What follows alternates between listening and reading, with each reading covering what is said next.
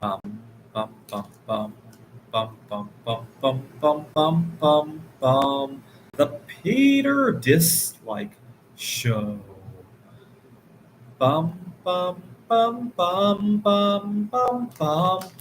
All right, I went to the bank and got 500 one Taiwanese dollar coins, and I like the alloy of these coins. So these are 92% copper, and the rest of it is nickel and aluminum. It looks to be a lot more durable than the pennies we have back home. See, Taiwan switched over to the $1 coin in Taiwan used to be a lot bigger. They made a switch in the early 1980s, so some of these coins could be 40 some years old. If you went to the bank and got a few rolls of pennies, even the copper ones will show a much bigger beating than these ones do. And I hope to, when I go home, melt these and make a Buddha out of them. I really like this. I can only imagine what a Buddha made of this material would look like. The only thing that might be challenging is that the copper and nickel alloy apparently melts at a lower temperature than either copper or nickel alone. It forms a eutectic. The problem is that it has a small amount of aluminum. Aluminum tends to rust when you melt it. So, but that's not hard to compensate for. I might melt it and then add a little bit of aluminum to compensate for the loss of the aluminum. That's not hard to do. And but first, let's search through them. I'm not going to find anything rare because obviously I've only been making these for 45 years. But what I might do is pick out the best condition ones for each year and to make a set of them. So let me show you how to read the year.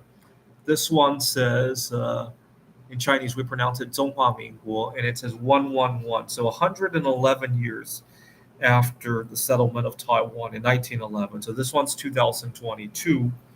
And what I'm thinking of doing is putting together a set. So to show you how old some of these coins are, this is year 70, 1981. I believe that's the first year we made coins that look like this. This one says year 85, 1996. Pretty good condition for how old it is. All right. I'll put together a set, and the rest of them I'll melt into Buddhas. And I hope to get more, though.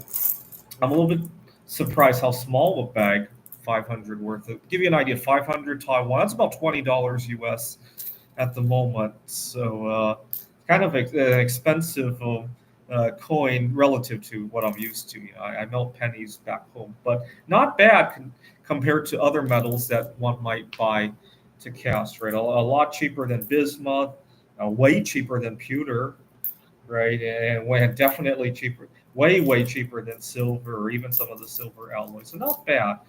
And just imagine a Buddha made of this kind of. I think this bag right here could probably make two of those Buddhas, and I can't wait to do that. All right, and a little bit of a lucky note.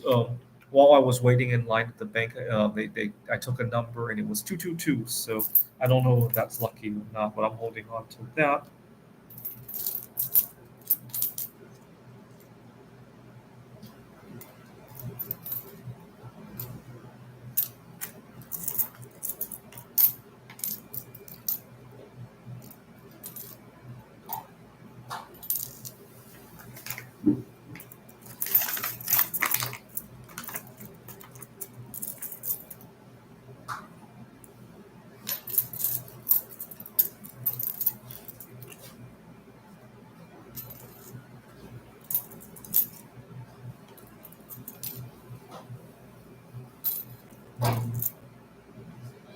Wow, that's a nice. I don't know if my screen can show the luster on that. Just given how well these coins hold up, I think one thing I noticed about the coins back home in the U.S. a couple years ago, or just recently actually, I went to get pennies because I was making zinc jewelry, and I was curious what percentage of pennies are copper these days because I used to search for copper pennies, and I would imagine a decade later, uh, you know.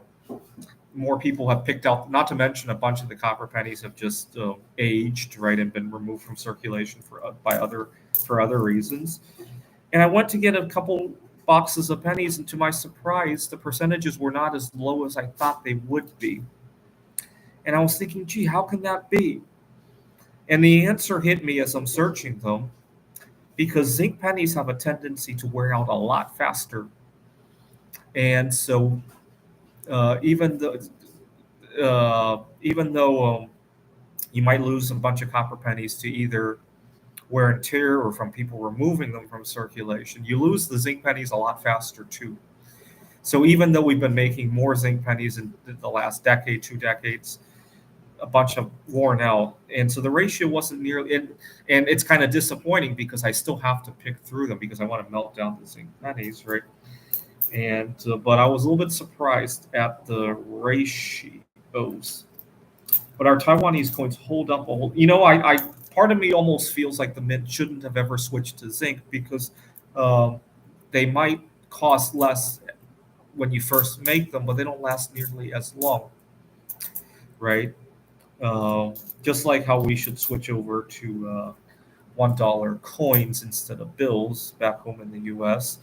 They, I think the average paper note only lasts 2 years. The average coin actually back home in the U.S. The main killer of coins is not the wear and tear. It's the fact that inflation often pushes the metal higher than the face value of the coin, right? We lose more coins to that than wear and tear, probably, right, over the last century, right? Uh, all right, I'm going to put together a few sets, and I guess I'll come back to it. Why don't you pray for me by singing the Peter Dislike jingle a couple of times? This is the Peter Dislike Show. Bum bum bum bum bum bum bum bum bum bum bum bum.